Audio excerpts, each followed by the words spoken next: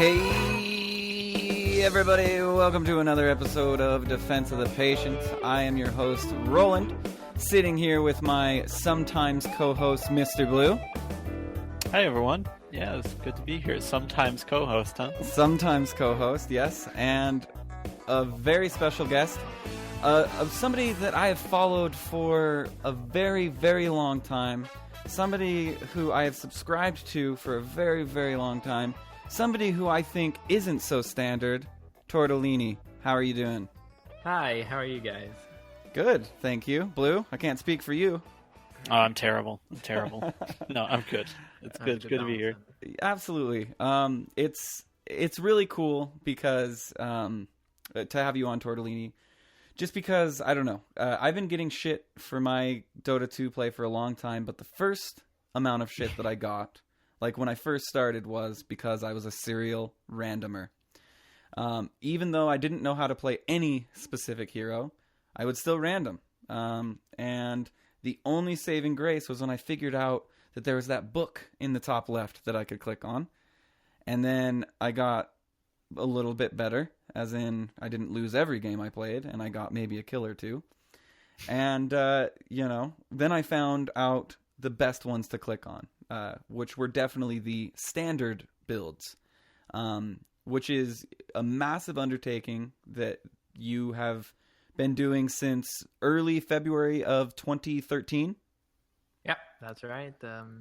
As soon as the hero builds project or cloud survey came out from Valve, I immediately started same day. I think it was the 20th or the 21st of February.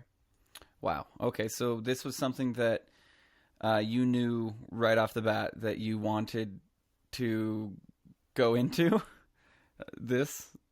I mean, when I don't know, did you guys ever use guides back in the day, or did you ever play? There was no back in the day. Dota Fire, like stuff like that. I actually never used Dota Fire, but when Warcraft 3, when the custom game Warcraft 3 for Dota came out, or rather the other way around, the custom game Dota with capital A came out, I used to go on the Play Dota forums a lot, and I would always be that guy who lags at the beginning and would like look up all the guides or look up the guide for his character. So it'd be like about 30 seconds of that one guy who'd like have a terrible computer, and then everyone in Warcraft 3 chat would be like, stop the horse porn, alt QQ, whatever. And so, I used them since I started playing Dota back in 2005, 2006. And then when Dota 2 came out in 2011, I used an old site from something Caliber. I don't remember his name. Death Caliber.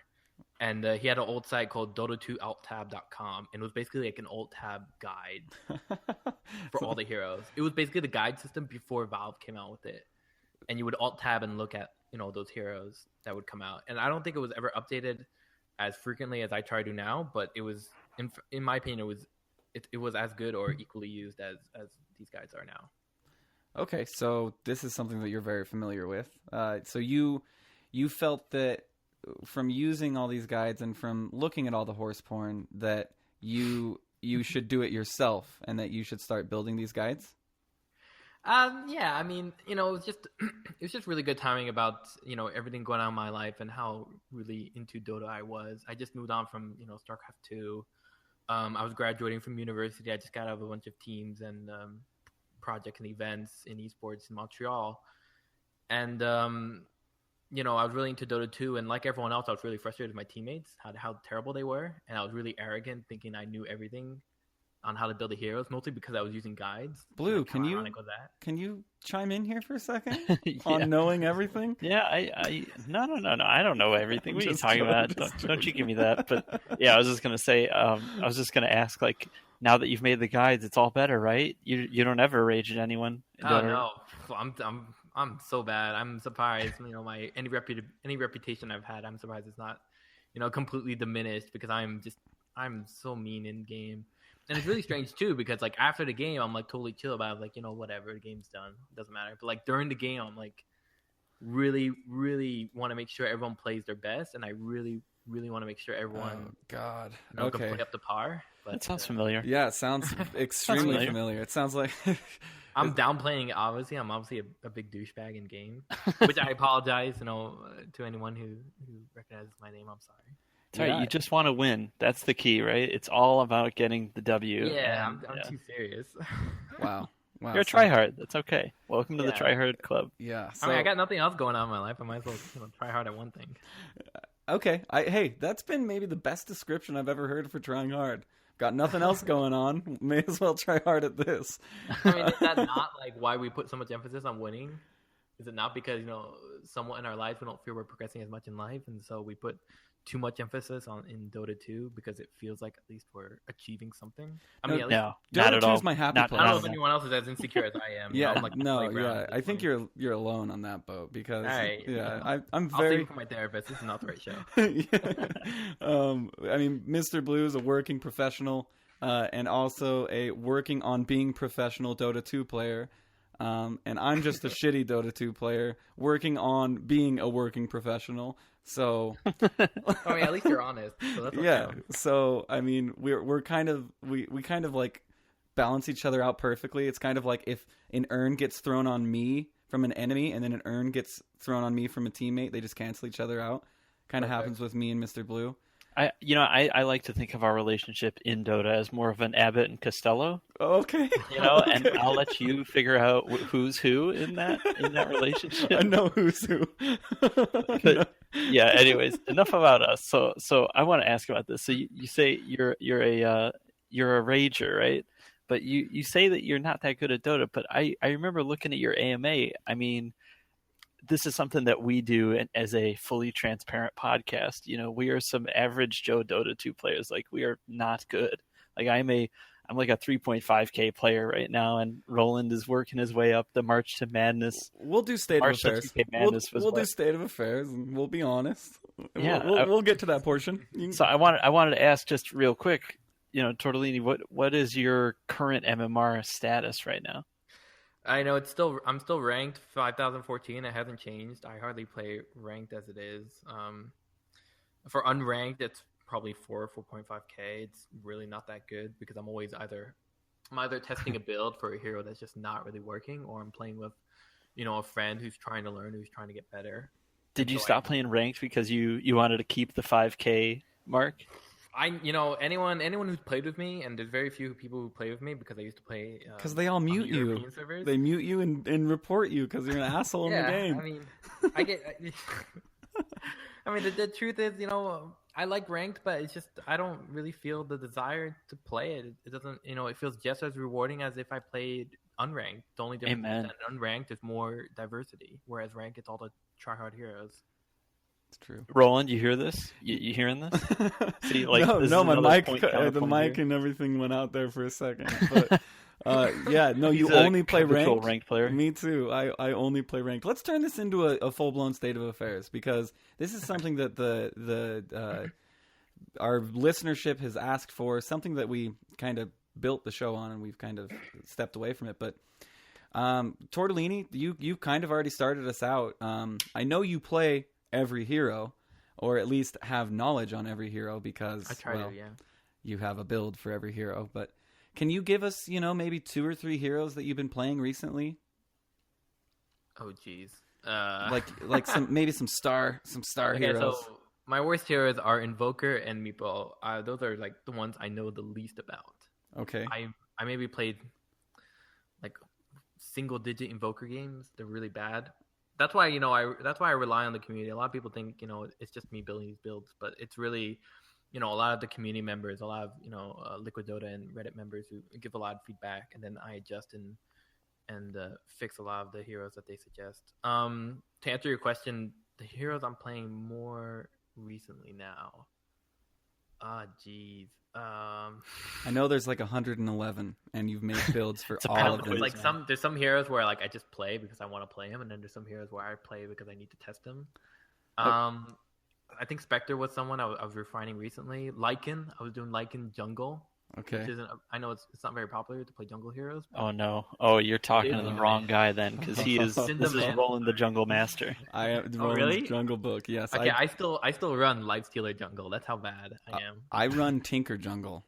I run way. Storm Our Spirit Gordon jungle. jungle. That's a skill. That's a skill. Luna jungle. It's only on Radiant, and it's only because the map, in my opinion, is broken right now because of that one cliff where you can be over the medium camp on Radiant. He's gone beyond flaming teammates. He's going to the map now. Oh, Yeah, he's gone full Leaf Eater, man. and by It's the bad. way, have you seen Leaf Eater's most recent? We'll leave that alone. He basically stacking 3 camps every minute with Shadow No, I have Demon. not seen this. You should definitely watch that. He is stacking 3 camps every single minute on Shadow Demon, which is really cool because he's still able to support. Yeah. So I mean, he's still like a support Shadow Demon. He just pops in, triple stacks, like stacks the hard, the medium, and the medium, and then goes back to lane. So it's really cool. Lane being mid. But Blue, what is yours? What's your state of affairs? Oh, just before that we get into that, I just want to explain to everyone that, Roland was deprived as a child. He never got to play WoW, so he likes to play PvE in Dota 2. I did play WoW, which is the worst That part. kind of explains his whole, methodology for playing and stacking and efficiency. It's all about that. But I don't know. Anyways, flames aside, for me, I've been playing a lot of Beastmaster, like a lot, and I love it. It is so fun. It's so fun going, you know what? Supports aren't buying wards. That's okay. I have a free ward. It's called a Hawk, baby. And it's got, and it's invis, and it gives you even like better vision sometimes.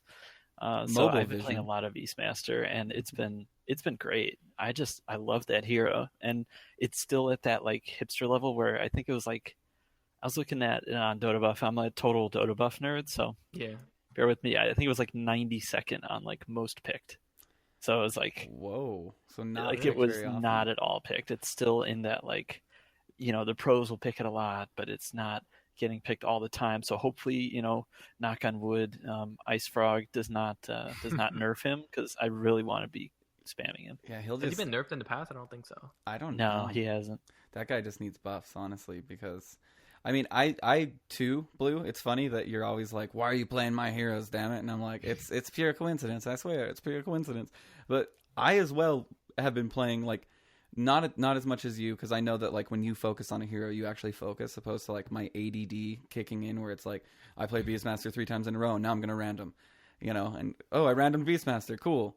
But, no, Beastmaster is really fun, especially for somebody like you, Blue, who is always like vision, map presence, where you walking. I've yet to play a game with you where you've played Beastmaster, but that makes a lot of sense. It truly does. I've seen the Twitter conversations where you're saying Beastmaster's your guy, but I've yet to see you play him. But the same is true, and this will be the end of my tangent. The same is true with your Invoker. You talked all this talk about how you play Invoker, and I never saw it until an in-house. And I was like, he talks so much about his Invoker, let's see. And you actually did really good. You did really, really, really good. And I was like, oh my god, like, he wasn't lying. So, what's your MMR, Blue? I know you Quit jerking me off, Roland. I'm not jerking you off. I'm being honest. It was really good. Here's where I get to fall back down to earth. Yes. Come on. I think float back down. my last MMR, because I've been playing on the the Smurf, which was the topic of our Try Hard Tuesday show. So I've been playing a lot more on the Smurf, but on my regular account, I think it's like 3,200 on the solo lately, and then 35 or 35 and a half on the 3,500 and a half. So 3,550. There we go. Yeah. Words are hard. 3,500 and a half party. sounds better, in my opinion. And a half, than yeah. 3,550. Whatever sounds better, that's what I have. You might as well just say, 3,000 and a half. 3,000 and a half. 3,000 half. 30, yeah. Three So, half of 150, 100. Here's the part Past of the episode. 3,000, not quite 4,000. Yeah. I think Blue's a 4K player. I think Blue's above a 4K player, but he just has to smurf enough times to get there. So, you were like, quit jerking me off. Wait, do jerk me off. Do jerk me off. Where's this coming from? No. I don't know what to think anymore. Well, let's go ahead and give my state of affairs. I am like 2150 on solo. I've been playing Random Draft. Something about them taking all pick away made me realize how much I love Random Draft. Oh, I never. I love, especially when I see, like, for instance, this is the best thing I can think of at the moment, but like, I have 2 examples. Like Broodmother. Like, if Broodmother's in the pool, okay, is Ember in the pool? No, Ember's not in the pool. Cool. Is Earthshaker in the pool? Even though I can avoid Earthshaker to a certain degree, is he in the pool? Okay, no, Earthshaker's not in the pool. Is there a Slardar? Okay, there is a Slardar. All right, maybe I won't think about Broodmother. And alternatively, like, okay, there's a Spectre in the pool. Is there a Nature's Prophet? Okay, yeah, there is a Nature's Prophet. I hope they pick Nature's Prophet. Is there a Sniper? Oh, there is a Sniper. Cool. I hope they pick Sniper so I can pick this Spectre and do really well. So, I mean, that's what I really love about random draft. And I think it inevitably will make me a better player because I'm actively having to think about, I'm thinking about less heroes. So I don't have to, like, overcharge my brain with information on, like, okay, I want to play Spirit Breaker, but they haven't picked Sniper or Nature's Prophet, like the same counters as Spectre. So I like having a more condensed pool to look at. So as far as like heroes that I've been playing a lot, I will say that I'm loving like this. It's almost like a utility Ricky that I've been playing, where I'm kind of like a firefighter. I go off lane, I get a few levels, and then if safe lane needs help, I'll go safe lane. If mid needs help, I'll go mid. I make sure I buy wards. I make sure I have, dust if I need it. If there's, so you're basically playing Bounty Hunter, but with Ricky. Yeah, that's what it sounds like. It's really fun. And I go speed, like I'm like a speed Ricky. It's all about getting Yules. I prioritize Yules, especially for like I'll do Yules then Diffusal, and then I will just keep buying Diffusal blades basically, and never get rid of my old ones. Way right here.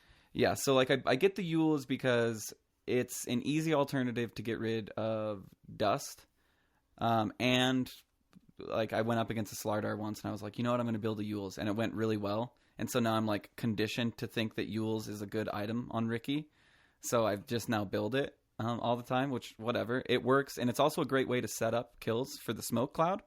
So like throw them up in the Yules, drop down your smoke cloud, get as many backstabs as you can before you go into your ult. You listen to TorteDeLini? There's your standard. Your standard guide. It's not standard. You can be like not standard hero build for Ricky, and then I just go as many diffusals, and I use diffusal charges like they're going out of style, because I know that I'm just going to upgrade it, and then I know that I'm going to build another one, and everything's based on an agi modifier on Ricky anyway. So, and the new Ricky does not have slot issues. Like he like I'm dealing with like 3 open slots usually. So you still go Sanji and Yasha, right? I go Yasha. So like I don't know. I mean I'll finish the S and Y if I can, but honestly, like we're talking 2K here. We're talking. I was gonna say you're talking to an eccentric 2K player who is perfectly happy with being 2K, and the people he plays with aren't perfectly happy with him being on their team. And that was me speaking in third person about myself. I think that's applicable to all rings. Where it's like if only they knew what they were getting into when I pick heroes that they're like, oh yeah, Ricky could work here, and it's like, why do you have that the mana, the Void Stone? It's like because I'm building a Yules. Like, why are you building a Yules? Yeah, like, that would be me, and I'd be like, report this guy. Yeah. Oh yeah, I'm sure. I'd like to think that all my reports come from poor play. And not poor behavior, but I don't know. Yeah, that report system is very humiliating when you receive it. Even though you're the only one who sees it, it feels humiliating. Not when you're on stream. Oh, touche. And it shows up and you're like, yeah, those 5 reports, just really they were assholes and they were deflecting all their feelings onto me is what it really is, so... The denial level. I love it. My dog ate my power cord, and just everyone reported me. It's not my fault, guys. Actually, you know what? I wanted to ask about this now that we're talking about like ridiculous builds. So of course this would come up with Roland as our host. How do you, do you get crazy ideas from people in terms of, standard or in terms of suggestions for the guides or anything? How is that kind of feedback handled? I know you mentioned Liquid Dota as a source. Have you gotten any like ridiculous ideas from people that like come to mind that are like, this is the most like insane thing I've ever heard of, and they're suggesting it? I mean, not really. I get a lot of suggestions for items that are redundant in their suggestions. So, geez, I wish I could remember off the top of my head. Someone suggested an item and it was end up being redundant to how the hero was meant to be played, so to speak. So I always have to think in terms of, how people would usually play that hero or how it's currently being played. And then in that regard, I would either not correct them, but I would explain why it wouldn't be necessarily a good idea. So for example, someone suggested, phase boots on Legion Commander. And he says, it's really good for chasing power. It's really good to escape easier. And the bonus damage helps for early duels. And then in my head, it's like, yeah, that makes sense. There's a bit of an overlap of, some of how you level Legion Commander, for his Q, which is nuke. So early damage as well, early movement speed. And then as well as the fact that you want to use duels early in the game to get early kills, so you get extra damage, which you can use for farming, so you can later steamroll into the late game, and then just build up attack speed so you can take advantage of that damage, just ensure you can survive, blade mail, BKB, etc. So it's a lot of suggestions like that, and they're never really bad suggestions. Whenever I make a correction on the build, there's always 4 or 5 people telling me I should do it this way, or give me empirical evidence that really should be this way. So I always come into all suggestions the same as I would come in, as people come into my own suggestions. It's all so you don't get too many like Ember Dagon guides that are getting thrown your way. God, no. A lot of people just want to give their input. A lot of people just want to help out, and no one really has these crazy ideas. They have a lot of unique builds I've never tried before. They're not really they're not exactly that exciting or different. Someone was telling me how Vengeful Spirit could be a carry, and I remember back in the day, I used to play Vengeful Spirit carry, but I never realized that it was played more professionally a bit on the carry side. Like so Illidan? I started looking into that. That's the only person I can think of that I've ever seen in pro play Venji carry. And admittedly, I don't watch a lot of pro play, but the Venji safe lane carry was something that when I first saw that, I was inspired to go do more bad play in the 2K range. Like, it was like, okay, well, if Benji can be a carry, surely Crystal Maiden if it fits works, into that. it works, Yeah. Carry Shaker, man. Crit Shaker. Oh, I tried that. It does not work for me at all. I mean, it works for some, but it does not work for me. It's like the perfect storm where when it works, it looks so cool, and you're like, why don't people do this? But it only works like 1 out of every 4 games. But when it does, it's like, oh, this is the best. Yeah, I mean, that's exactly it. I've been beaten by it, and I've seen people get beaten by it, and it's just one of those things that, I mean, for one, I think you have to take advantage of using your Blink Dagger fully, and what I mean is like using your Blink Dagger so you get the full 1350 opposed to the 1000 range, and hitting that enchant totem, right? Like, isn't that the whole idea behind Crit Shaker? Like, it's hard to execute. Go Shadowblade with enchant totem. Oh, yeah, Shadowblade. I've seen people do that a lot, or go both actually. Shadowblade. Even go like Silver Edge and then be a real douche. Yeah, Battle Fury, Earthshaker. I'm telling you guys. You ever done like Saven's Battle Fury stack? That's crazy. Oh god, that sounds so gross. I probably have at some point. I have like way too many games for my skill level. I have more games than MMR, which is definitely like not the way it should work. But you touched a little bit, TorteDeLini, on Spectre and how you've been recently working with Spectre, and Spectre, as we all know, is definitely a very in vogue hero right now, because Spectre just basically should be like Flava Flav and just wear a clock around her neck and just be like, if this clock reaches an hour, I win, or however Flavor Flav sounds. That's exactly how Spectre sounds too. Wow, they're like the same person, man.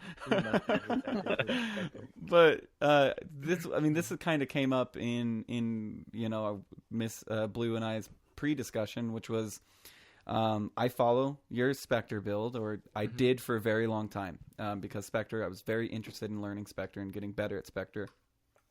And what better than than the standard Spectre lane build, which I'm like 99% confident you meant that to be played in the safe lane for that build, the ability build and the item build. So, and basically my question was, you always say to get your dagger first. Get your Q.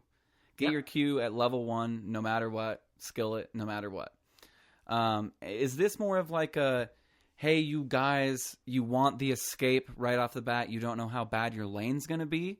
Is that your reasoning behind saying go Q first, or is this just like general consensus how Spectre is played?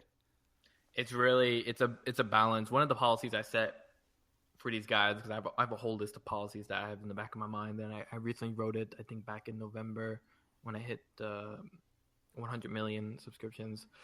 One of the policies I set was always to keep in mind, not only to pick the safest way, but the way that would work in general, the best way. So even though, sometimes it's better to go more greedy and put a point in Desolate instead of, Spectral Dagger. There could be a variety of scenarios where Spectral Dagger could be better, either where you're trying to get 0-0 rune and let's say you're on dire side, you're trying to get top rune at 0-0, you can dagger in, then come back through the cliff. Okay. That's one way. Or, just a general escape if you're getting ganged at level 1 when you head on back to the safe lane. And even so, the damage at level 1, if there's like a gank whatsoever before level 1 or even level 2, at least you have that damage that's available, no matter how small it is, because it's not just the damage that matters, it's movement speed as well. It's there's a lot of factors for sure. And so, I'll be honest with you, I deviated from it when I felt comfortable. But it was super helpful as a new player. You should definitely deviate when, like these guides are, they're exactly what they are. They are guides. Some people, there's a varying use to when people use them. Some people use them as an exact crutch and they follow them by the letter. And other people use them as a quick buy sheet, or just as a reference to, help their self-confidence or to feel better when they play a hero they're not familiar with.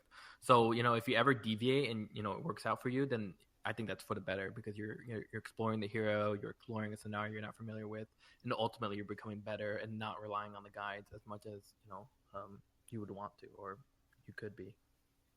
Yeah, I was going to ask about that. Is your when you talked about your policy, is your policy to build a guide that works for the most people and the most situations? It seems like that's the way the kind of the strategy behind the guides themselves seems to be that it's like, maybe is there a situation where you think that if you're a 5K player or higher, that it might be better to go the skill build as opposed to for the rest of us average Joe Dota 2 players, where it would fit better to go for a different build? And then how would you kind of reconcile those two differing opinions or differing approaches? So another policy I have is always, I used to build heroes in a way that would be easier for lower players to play, or I would keep in mind, what are the key areas that they have probably the most trouble with at the very beginning. So for example, Lina, even Shadow Fiend. For Shadow Fiend, there's 2 ways you can take level 1. The first one is, Shadow Rays or Rays. I'm sorry, I don't remember the terms by heart. The first one's the nuke damage, and then the other one is the one where you collect souls. So you can either take the one where you collect souls and you just have to have perfect last hitting, or you can take you can take Rays, and Rays gives you the last hit early on, but it's obviously not as beneficial as collecting the souls early on. But there's a trade-off for it. So in my head, I have to make an executive decision. Do I want to pick the one in which people collect the souls most, and then they'll have an easier time throughout the whole game? Or do I pick the one where they'll get the bottle early on, they'll get some more items earlier on, they'll get some key last hits that won't delay their bottle, so they can get the first 2-minute rune earlier on? And it's really a balance where you have to coordinate both what people are going to be struggling with and what people definitely need, definitely are looking for in a guide, or how higher players are typically playing. So another example would be Lina. I think for the mid guide, I have it first level is Q, second level is E. And you're right. You're absolutely right. I'm obviously not going by legacy keys, but yeah. No, yeah, first skill, third skill. Yeah, which I didn't at first. I didn't understand, because it's like, don't I want my stun? Because I was doing the Lina Light Strike Array challenge, and of course I was using your standard middle. And it was like, wow, Fiery Soul, what the fuck? And that was changed recently. Yeah, it makes sense. I mean, Fiery Soul for the last, so you can take some easy last hits, get your bottle earlier on, and then Fiery Soul is just going to help you with any creeps that you missed, or for harassment if the enemy gets too close, and then you can harass them because you have the extra movement speed and extra attack speed. So it's a key balance, and it's like that for a lot of heroes. Like for Mirana, a lot of people want to play her as a roamer, and I built her as specifically lane and more for general, I think, role 3, role 2 even. And that's just a decision you have to make. But I think for a lot of guides, I oriented them more towards how the higher level public players play, as well as professional players. So it's not all copy and paste professional players. It's a lot of tweaking and key balancing with what I assume players can do, including myself, because I'm obviously not mechanically perfect, and as well as taking into account what people are looking for and what's the general play style of that hero. Like for Sven, I just recently changed him. I think a month and a half ago, or even a month ago. He used to be Mask of Madness build, and then I changed him to what's currently being played, where it's stack Ancient Creeps, Helm of the Dominator. Yeah. And then I tested that for a while as well, and then now I have my friend who's just getting into Dota. Shout out to Lemon, and he was learning how to play Dota 2 as well as learning how to play Sven, and he didn't quite understand how Helm of the Dominator worked and how stacking agents worked. So I'll have to refine that text to be a bit more accommodating for newer players who aren't familiar with all the mechanics of Dota. That brings up a good question I had, and kind of what's like the soup to nuts process for building these guides, and where does it start for you in terms of collecting your feedback, and does it start where you kind of collect your feedback, you test a scenario out, and what's your general process for that? I mean, it's definitely not a perfect system. For sure, it's a lot of catching up with what's changing. So when it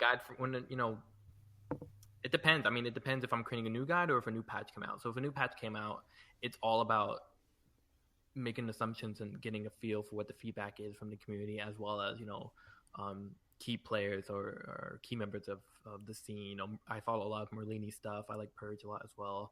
So I like to listen to their analysis and then overlay with what I'm thinking, what I'm seeing. And so when the patch first comes out, I think I have about 48 hours. I try to get it within the first 2 to 5 days. I try to release all the heroes and update them, and it's a lot of guesswork. It's obviously not the best, but it's those following 2 weeks where I have to refine it and stay on top of all the heroes and then test them out. And so a usual process would be like framework, initial notes, move on to application, updating all the dates, updating all the titles, updating all the text, and updating all the items, and then hero skills. And then after that, I have to go into watching professional plays, because thankfully sometimes there's a competitive match maybe a day or two after the patch. And then I'll get to see what they're trying, what they're thinking of. And then I get to check out higher level players on key heroes that have really changed, who have been completely revised in a whole new way. And then it's personal experience as well. And then in the meantime, I receive a lot of user feedback, specifically from Liquid Dota users, like Belisarius, the Yango, Bucky Man, Logo, Velzy, Nevuk, a whole slew. So a whole slew of people. I'll go through them at the end, but yeah. So this leads me to a question. Yeah. Sorry, I just had like a Skype notification. Sorry to everybody that has to hear that. I had it on Do Not Disturb. I don't know why it changed itself. So, for instance, when 6.84 came out, we had mangoes, we had glimmer capes, we had all sorts of these weird new items. We had Lotus Orb, we had Silver Edge. I mean, yeah. I'm sure this patch, and I've done research, I'm sure this patch took you a very long time, and we'll get into exactly how long. But for instance, does Glimmer Cape, it came out, and day one it had no mana cost and a very low cooldown and a ridiculous magic resistance. Yeah. Did you start your builds with keeping this in mind? Like, for instance, I built it on a sniper because we had a league match that day, and I built a Glimmer Cape on a sniper, and it really worked out for me because it's no mana cost, it was cheap, and it served the same function as a Shadow Blade. Yeah. Was that are those type of things where Valve is trying to zero in on an item extremely difficult for you, or do you wait for them to kind of finalize an item before you put it into a build? Depends on the item. Usually, Mango, Enchanted Mango, I did not put it on many heroes at all, I think, because it was a starter item, and I didn't know how it would work out in the end. But I also I assumed, unfortunately, this is true, but I assumed that it would not be used all that often until much, much later into the patch. And then now I use it all the time at 6.86 and 6.5 as well. For Glimmer Cape specifically, I think I only applied it on heroes where it seemed to make sense. So for example, I think I applied it to 30 heroes. I applied it from, Death Prophet, who could really use the invisibility while using ultimate. And it's really about, taking an item and then seeing how it would work with how the hero is played. So with Death Prophet, a lot, one gimmick play was to do Shadow Blade. Yeah. You would alt and then Shadow Blade around, and it's really gimmicky. I would do the same with Razor when I was playing long ago. But Glimmer Cape is actually a cheaper Shadow Blade, but it also offers magic resistance, so she doesn't get nuked down. So in my head, right there and then, you can see that Glimmer Cape it kind of works, it kind of doesn't, it kind of does. But since it's such a new item, and that users who are facing are not as quite familiar or prepared for it, it might work out better than it seems. And so I applied it, and it used to be a core item on Death Prophet, and I think it went away. I did the same with Drow Ranger. I think I added Glimmer Cape to situational items. So for a lot of items I'm not really sure of, I usually put them in the situational items where I notate their value, but also highlight some of the drawbacks of them. So for example, Lotus Orb, it can be great situationally, but obviously the cost is a factor, as well as the fact that depends who you're playing up against. Can we talk about Lotus Orb for a little bit? Yeah. Just for a few minutes. Do you have that as core on any hero? No. Yeah. I figured. It's situational. I think I put it for 1 or 2 on extension. For core items, it's really, what do you need to play? What do you need to play your hero at its most optimal? Sure. And Lotus Orb really is never going to fit into that, it gives you attack speed or anything like that. It doesn't. Yeah. Mm-hmm. I didn't see. It's based on personal experience, and of course, it's based on how everyone's being played, and you just don't see Lotus Orb being used all that much. Quite honestly, never. It makes me sad. I'm like the Lotus Orb champion of our little crew here. Like, I used to play a lot of Night Stalker and an Axe, and I enjoyed putting some Lotus Orb on people, and it makes for funny moments. But it's true, it's like so completely situational where if you have like a bursty type hero that is reliant on single target, then it's great. But I think other than that, I think I prophesized that it would be really good against Tinker. I remembered seeing that and being like, that's just an anti-Tinker item. Like it was built because Tinker's imbalanced, and so they had to put a Lotus Orb in because it's for Tinker. And it's like, so many times I've played against Tinker and like thought that and been like, nah, I'm not going to build that. It's good against a lot of those heroes that have like channeled abilities, like a Bane. It's great against a Bane, or it's great against like a Bat Rider types, things like that.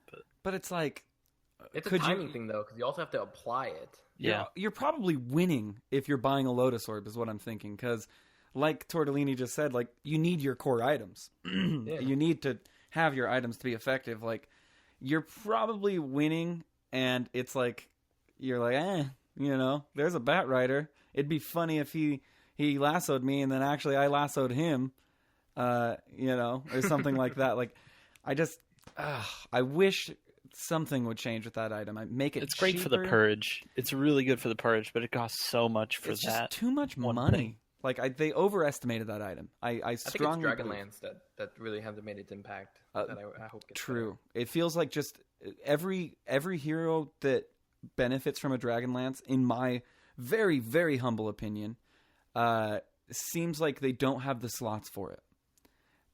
Like, Templar Assassin already had problems with her 6 slots, right?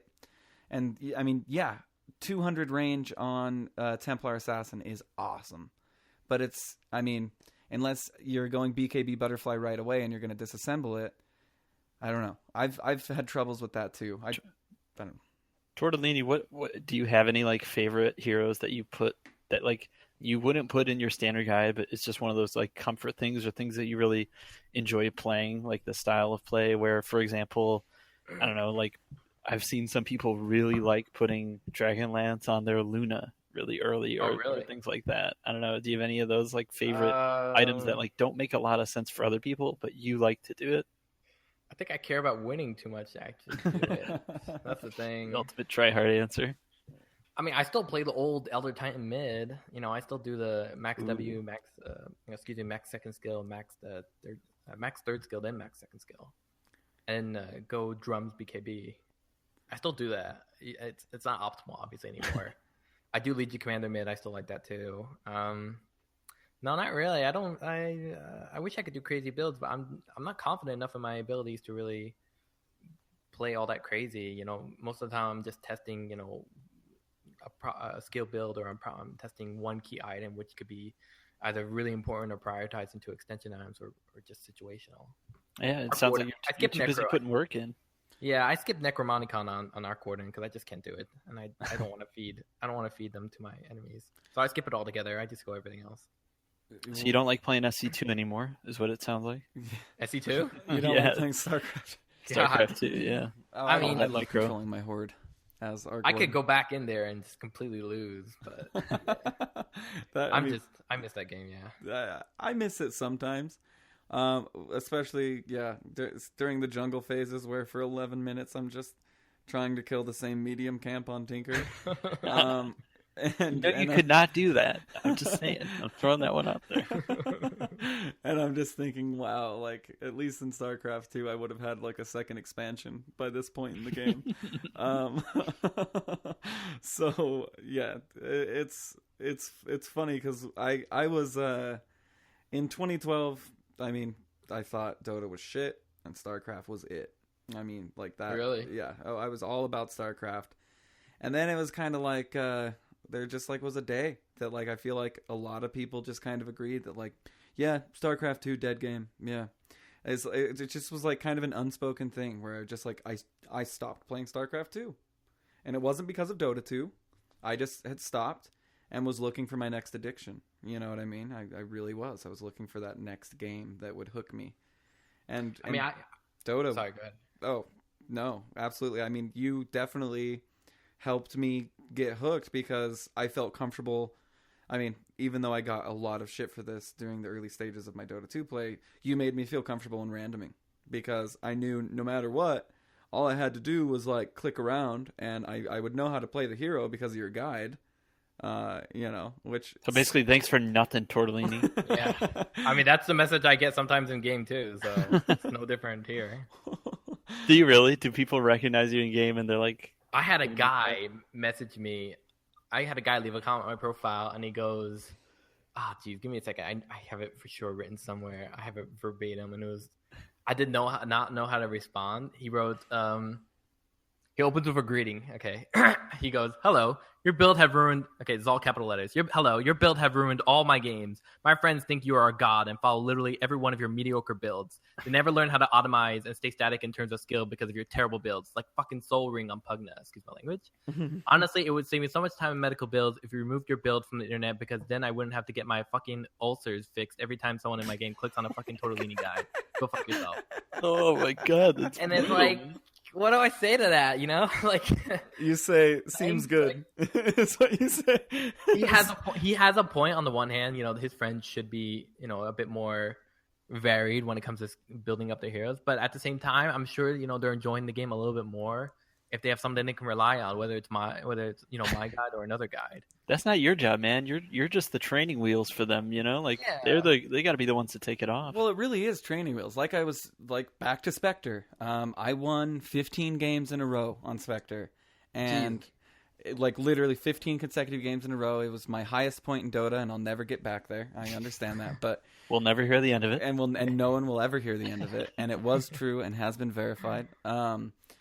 But at the first maybe 3-4 of those games, I was still using your build until I realized, okay, Spectre is highly situational, whether I want to go, my max dispersion, from the get-go. Like, I'm getting harassed a lot, but it's not enough to really hurt me because I have my, ring.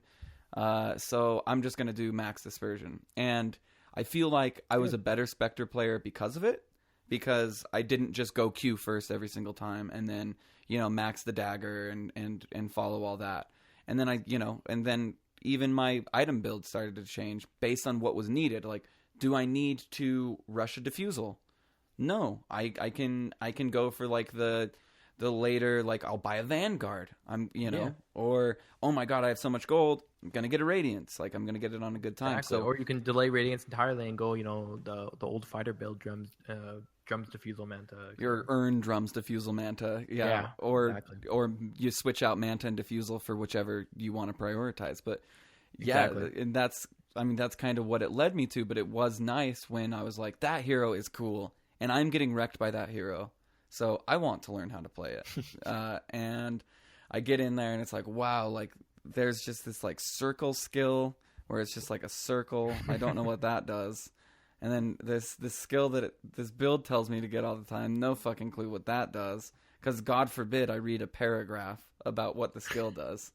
I need someone. Like 120 characters. Yeah, I need someone to tell me to skill it, or else I'm just gonna do stats because I know that does something. You know what Lord. I mean? I know how those work. Oh no. A lot of people credit the guides. They say, oh, because of you, I've won so much more games.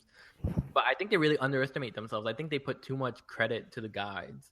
I mean, the guides for sure help you introduce yourself to heroes, and they for sure lessen the load in terms of what you have to learn. Because I mean, let's face it, Dota is like incredibly demanding, and it's so layered with amount of knowledge and execution that you have to perform every game. But I think they put too much credit on these guides. They really think it's more influential than it really is, both in terms of when they win or when they lose, and they don't really realize that the guides are just maybe it's just a placebo effect where they're feeling more confident playing this hero than if they didn't use the guide at all, or they're playing better because now they don't have to think twice as much because they could just rely on the guide and then focus more on their mechanics, whether that's better last hitting in the lane, that's proper execution during ganks or team fights, or even carrying a TP to defend the tower and then reverse killing everyone. Yeah, I think that's the biggest impact that it had for me, at least, especially when I was starting out. I mean, even like I'd say the first year and a half of me playing Dota was just like having that guide up there. Like, if I wasn't sure about how the hero is played or how he's best played, I have my standard 6.79, 6.78, whatever the patch was. Yeah. And I just don't have to think about it. Like, that's the most optimal build for the most that applies in the most situations, and I just focus on all the other things that I still need to learn, like pull timings and stacking and last presumably hitting. the most optimal. But yeah, I mean, it's just relieving, but people should really realize that they're the one doing all the work. These guys are just something to hold on to. That's interesting. So you're basically building a product to get people to stop using your own product. Like, if you really break it down, like, you're putting in a tremendous amount of work so people won't have to use your work. It's really I mean, this is going to sound stupidly utilitarian, but it's really to get people to play Dota and to keep playing. Like, I used to have a ton of coworkers. I used to have like 4 or 5 coworkers who said they'd want to play, or they said they'd love to try it. And I told them, try my guide, use my guides, you'll do fine. And then it took them, I think, a month to get really comfortable into the game. They don't know all the heroes, they don't know all the items and abilities, but for them, when they go into a game, they're like, oh, I'll just load up a guide and then I can relax and we'll win or we'll lose. They feel a lot more comfortable, and it's really to lessen the load. It's to get people to play more, and then I hope eventually they stop using the guides. There's no target audience, but it's really for anyone who wants to play, whether you're amazing or you're just getting back into it. I have a question on that, just leading into that. So, the guides are a great example of ways to make the game easier, or not necessarily easier, but make the game more accessible for people. Do you know, like, are there any kind of things that you'd like to have on a wish list for Dota 2 that you think would help make the game easier for people to get into? Not necessarily easier, but just easier for new people to learn and adapt. And what do you think about the most recent changes they've done with the showing of the spawn boxes for the jungle camps and the tower? Yeah, I like some of those. I think what they're doing, where they're making some abilities less have less exceptions, or they're removing a lot of the orb effects were removed. They're they're streamlining a lot of the damage where it's either one or the other. I think that's really important. A lot of things that just sort of make it so you don't have to remember 110 things. Like for abilities that you can purge, can you name them off the top of your head? But when you're in a game, you kind of know, or you kind of get a feel for which which abilities can be purged. And I think once you make that a bit more streamlined, then it won't necessarily get like a whole load of new people coming in, but at least it'll be more comfortable for them to come in. And the beauty about Dota right now is that, the heroes are ranged from incredibly difficult to incredibly easy to start with. And I think that's an important, balance that Valve and Ice Rock is achieving right now. But in terms of like specific features, I think the tutorial system should be a little better. I mean, I feel like they've tried to help. I tried to get my wife to start playing Dota because it would have made my life a lot easier because she could just be out here playing Dota. I gave up on that one ages ago. Yeah. Well, she gave up on it. Cause. She was having fun. She loved Dazzle.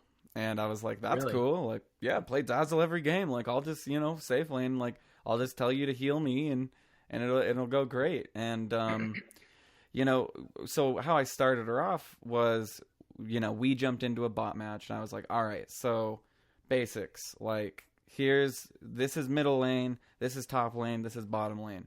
Even if you started, as Dire, which is up here, it's still the same. Top lane, middle lane, bottom lane. Like, and as I'm going through this, like just explaining like that, I'm realizing, oh my God, this game is so complex. Like I'm 2K, yet I am like a million times better than she is, right? Like even being 2K, like even being that 2K trash, I'm still like, I'm not like walking around in circles or like placing a ward in the middle of trees and like, I can explain some of my actions. You know what I mean? Yeah. Some of them.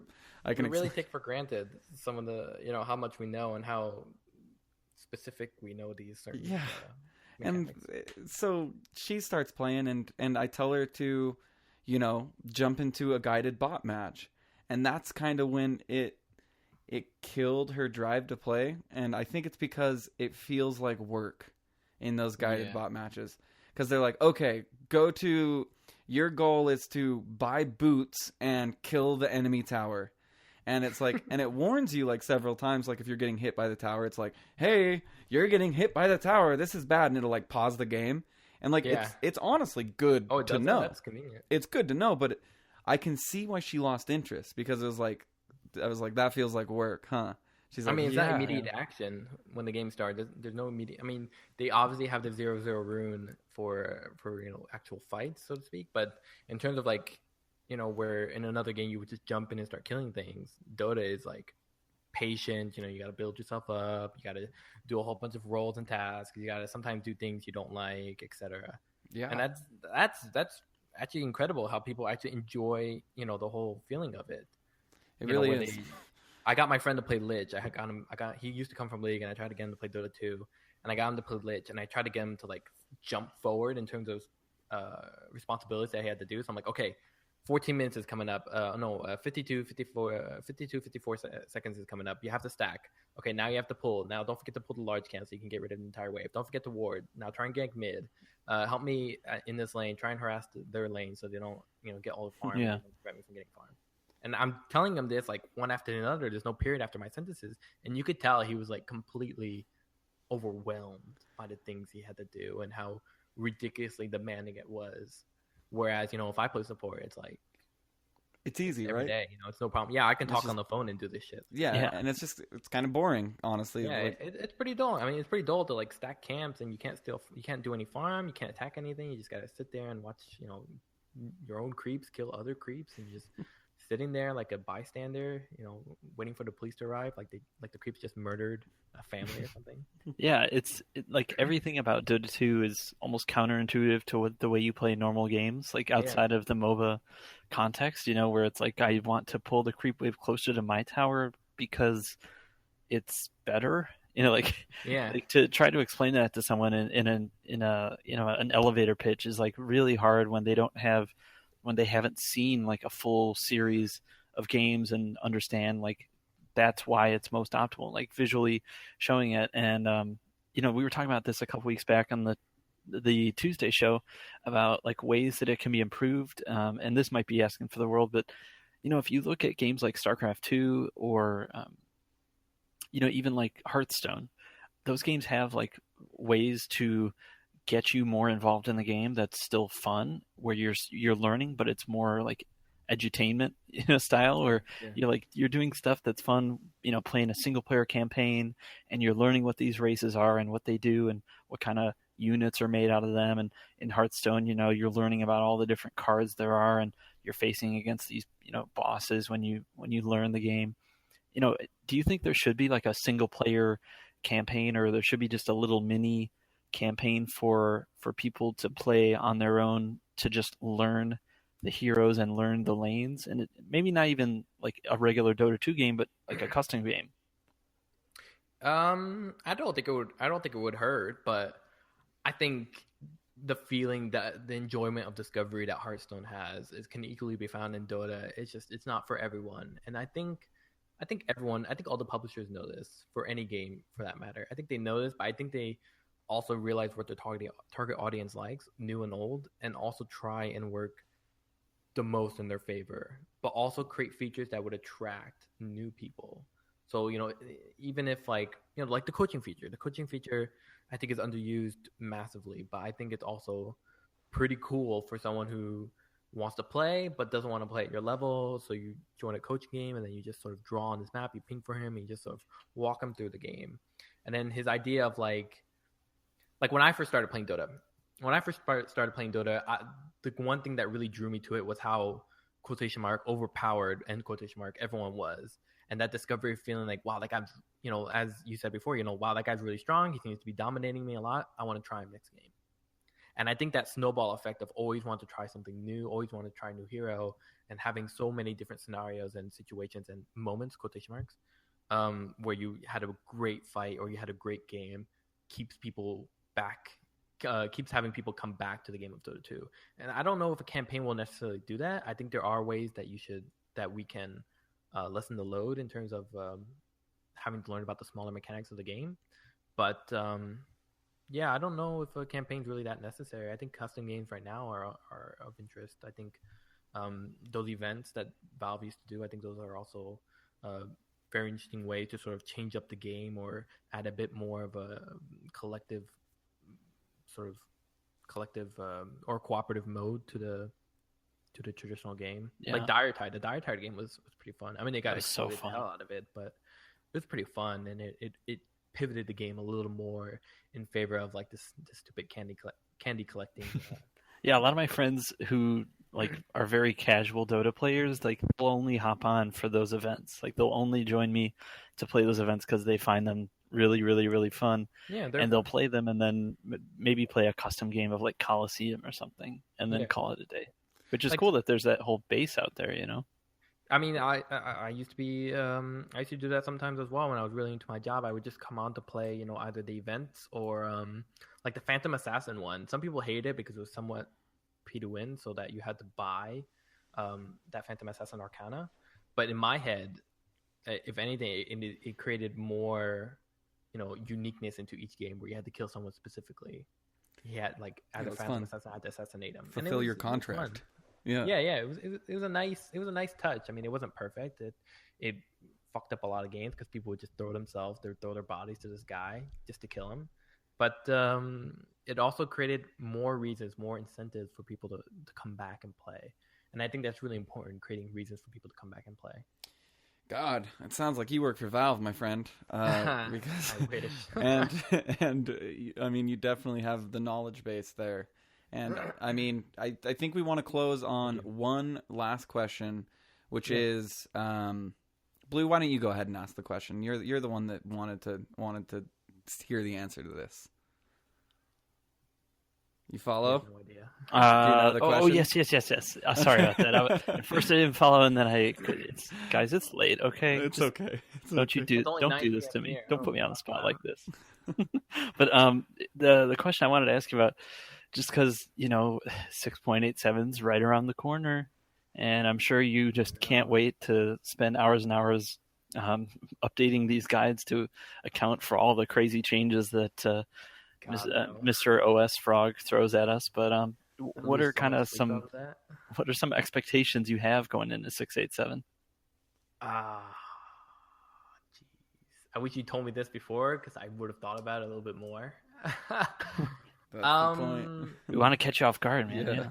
I'm really caught off guard, and it might actually extend this podcast because I actually have no idea. I think even though the game even though a lot of heroes are like working towards the late game, I think there is also a lot of that TI4 feeling. Is it TI4? I think it's TI4, where everyone's just pushing for towers, and then the game ends immediately after 30 minutes. All my games end around 33 minutes. Where you just take the objective, you take tower. Okay, we got 1 kill, push tower. Okay, we got another kill, push tower. And that's actually how I got to 5K. I'm an undying picker in the previous patches. And I would just max out my tombstone, drop tombstone, push tower, drop tombstone, push tower, drop tombstone, push tower. So I think we'll see some reverse effects of that, trying to pull that back a little bit. I think we'll see a nerf on Ember Spirit or Earth Spirit. I think one of those. I don't really like making these kind of predictions because I'm always wrong. That's what's so fun about it. We do them all the time, and then we get to see how silly we look because like all those expected changes just come, unexpected changes come out of nowhere. New items come out of the woodwork. I guess here's an easy one, relatively easy one. Do you expect more items to be added, or do you think okay, it's enough? No, I definitely think there's going to be a few more items added. What I'm noticing is that he's adding a lot of he being Ice Frog and Valve are adding a lot of intermediate items, so not items you would necessarily buy all the time or items you would keep for the entire game, but you would break it down, build into something else, because I think he wants the game to be constantly changing. So what you can see in previous patches was that he was adding a lot of early game items or games you would buy throughout the game, like Mango or Fairy Fire you buy early on, and then you also see him add later on end game items. So Octarine Core, for example, I think was really cool and a really interesting build and a really interesting item, but it's also an end game item. And so now he's trying to fill in the gap for intermediate items and trying to buff those. So I think Rod of Atos is going to be buffed a little bit. I think items like Aether Lens is going to be nerfed a little more. I think they're going to add one more item to, increase range. Increase damage. I'm not sure. I'm thinking in terms of Dragonlance. Dragonlance is an item you build and then you're supposed to disassemble into something else. But some people keep it to like the end of the game. Like for Enchantress, you keep it to the end of the game. For everyone else, you either never build it or you build it and then break it down to like either Manta Style or Sanjin Yasha or another item.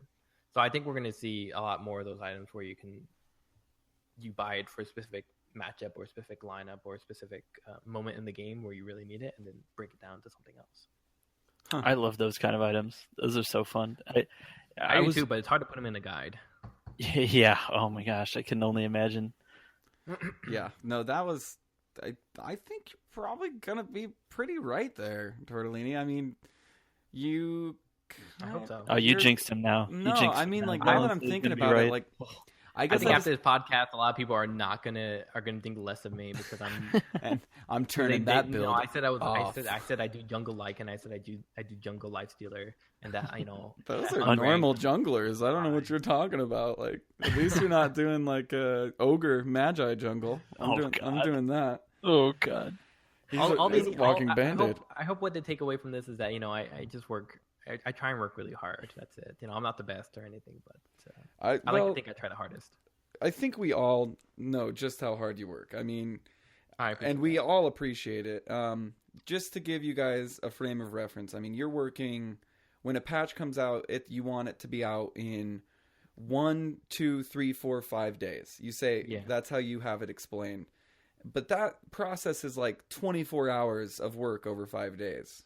Correct, or even possibly more? I think it's a little more. I think like if it's a 2-day thing, it takes about like for 6.84, it took I think 27.5 hours, and then another patch took about 38 hours.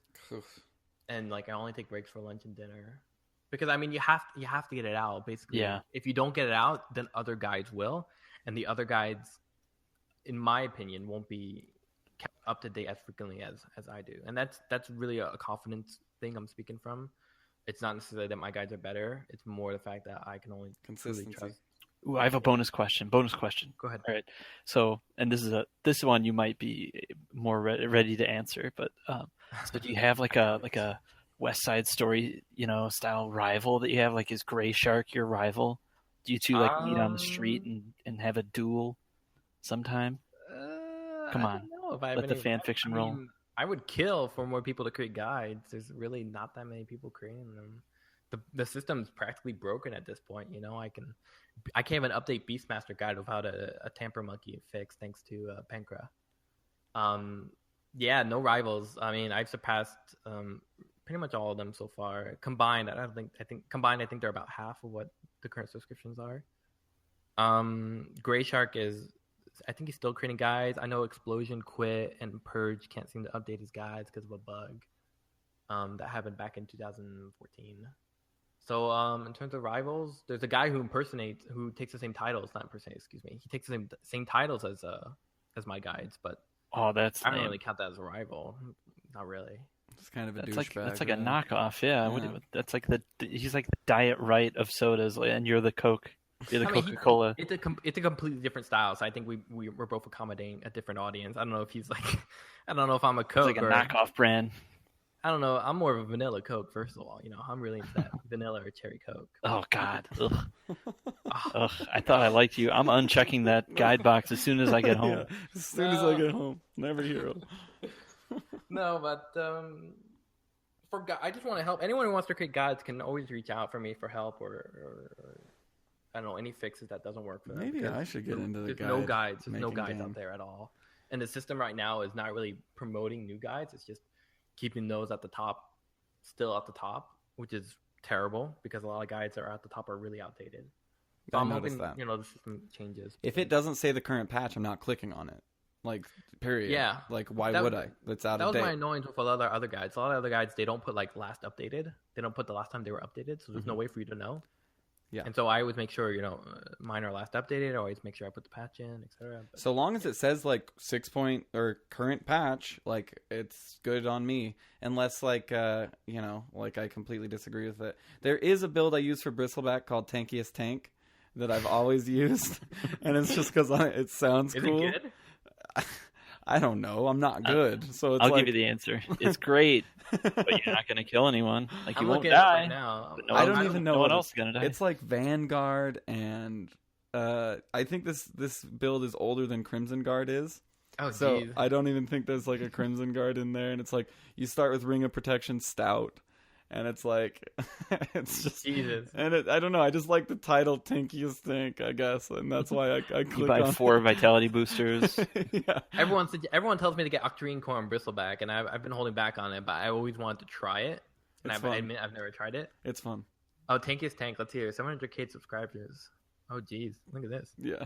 Tankiest Tank. Oh, he goes Vanguard, he goes Hood of Defiance, and Heart of Tarask. Holy shit. Yeah. It is the Tankiest Tank, He doesn't screw around, does he? And so that is one build that I found early on Bristle and was like, cool, awesome. I never die, and I just press W. It's really easy. You will be the last man standing as you watch them take your fountain. Yeah. Hey, look at the most recent comment. Nice build, though I would add an Octarine Core. I totally always someone who suggested it. Oh God. Well, TorteDeLini, before we let you go, do you have any shout outs? Oh yeah. Thanks for asking. I have a ton. I'll just go through them all really fast. I always want to thank my feedbackers, the contributors at Liquid Dota and Reddit. I'm gonna mispronounce these names. I'm really sorry. Belisarius, the Yango, Buckyman, Logo, Velzy, Nivuk, Snowman with a 0, Blue Moon SC, Birdie, Firebolt 145, Allure, Lemon, the Twin Masters, the Hacker, TEAH4CK3R, Pankra, Nas, NAS. I never pronounce these names right. Hastini, AHSWTINI, and Spirit of the Tuna. And then, can I go through my Patreon guys as well? Yeah, apparently we're at the Academy Awards, Let's and do you it, man. we are the Academy Awards. We made it. And I don't get a lot of interviews, so I never. No, absolutely, and definitely tell people where they can find you.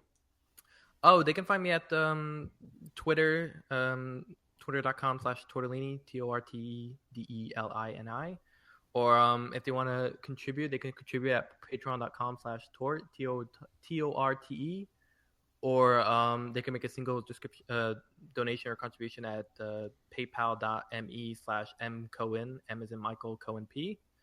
Or if you have any feedback, feedback is actually just as good or if not better than any contributions, because I don't get a lot of feedback and I would really appreciate better people to give me suggestions. They're good. Yeah. Like people, like I do a lot of the legwork for guides and a lot of changes, but it's really these contributors who are putting in a lot of their knowledge and expertise for heroes, especially for ones I was not familiar with. And it was very much at the beginning where I knew maybe, I don't know, 50 heroes, and there was already 100 heroes out. And so these guys really filled in the blanks for heroes I was not familiar with. So I would put out a guide that was completely wrong, unintentionally, of course. And they would, fix it beyond measurable means. And even though the feedback has gone down, these guides wouldn't be anywhere without, all the people I named, as well as Patreon contributors, like Pearson Mewborn. I'm going to mispronounce these names. I'm so sorry. Sutas, Nicholas Chulmecki, Mikey Kaminsky, Dice, Kevin Hutton, Bart, Jan Pasek, Patrick Schreck, Scott Sherrington, Kistaro, Windrider, Elliot Quite, Jesus, Patrick Colton, Daniel Thackeray, Mo Foster, Tobias Iskov, Thompson, Jose Cacho, Max Kameni. I feel so bad if I'm killing these names. Just butchering the names. I know. I'm just the absolute worst. You're doing fine. Oh, man. Joel Absalom, Tail, Cooper Johnson, Samuel Anoxon, Jimma the Rustler, Kurt Frida, Slasher Shot, Igor Dolgi, Ramona Brown, Duncan, Ali Shams Hassam, Leon Trail, Josh Lassiter, Ali Gus, Alexander Pride, Flinthoffer, Meriden Emery's, I'm almost done, Lewis Norton, and Cabaner. There, I got it. Cabaner, my boy. Thank you. Calvin, of course. All of you. Thank you. And of course, you can find TorteDeLini in every fucking game of Dota 2 you ever play. So I'll go ahead and close us out. You can find Mr. Blue at Mista or .p _ Mista Blue. It's weird. You got to change. I was about to say your old Twitter. He is official. I did. He broke this news to me a couple weeks back, and it definitely made me blush a little. But it is .p _ Mista, like MISTA, Blue, like the color. 22 still, right? Mm-hmm. You can. Well, it's actually. Hold on. I need to get my own damn Twitter right. It's .p _ Mista I don't think Blue. that's it, man. I think it's just .p _ Mista Blue. No 22. Yeah, no 22. .p _ Mista Blue. That's of right. course, you can find Defense of the Patients at .p _ show. You can send any emails, defenseofthepatients@gmail.com. I think TorteDeLini took up all of our plug time, so I'm so sorry. No, I'm just. How dare you? I never get to thank them publicly. I'm totally joking. I really want to credit them. No, absolutely, and I feel the same way. And it's all about community effort, and we can't thank you guys enough. Of course, the GoFundMe campaign that we have going on right now. I want to take just a moment and talk about this. This is literally a life-changing thing that you can become a part of. If you don't have anything extra, which I completely understand, you still have a voice, and you can tell people about it who may have something extra. So please go to gofundme.com/Travis on Rails. This is a good cause to help a good person who's been around for a very long time. I agree. And also help .p in the process. Help .p in the process, definitely. All funds will be going to the Mr. Silver Fox himself, but it helps .p in the fact that it helps us get a very dynamic website. It helps us train one of our own to become better and stronger and faster than ever before, and changes a life. So please help with that cause. I truly feel it is a valiant effort to go forth with. And without any further ado, this was Roland for Mr. Blue and TorteDeLini saying Denny's goodbye, good luck, and Godspeed.